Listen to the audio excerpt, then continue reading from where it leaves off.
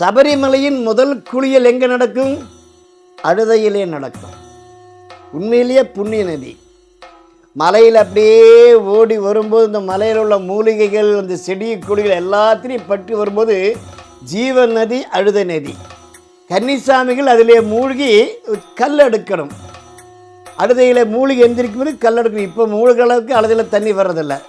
அந்த அழுதை நதி தான் மிக புண்ணியமான நதி.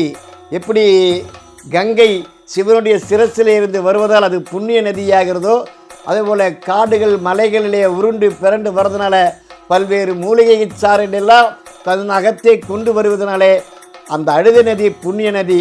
அழுதையிலே கல்லெடுத்து கல்லிடான் குன்றிலிட வேண்டும். மகர்ஷியை வதம் செய்த ஐயப்பன் அந்த மகர்ஷியை மேலே ததர்மம் தலை தூக்காமல் இருக்கிறதுக்காக அங்கே போட்டு அமுத்துனாங்களே, அந்த இடம்தான் கல்லிடாங்குன்று. அழுதையிலே குளிப்போம், கல்லெடுத்து கல்லிடாங்குன்றிலிடுவோம். புண்ணிய நதி அழுதை நதி. அழுதை நதி பகவானே சரணமையப்பா.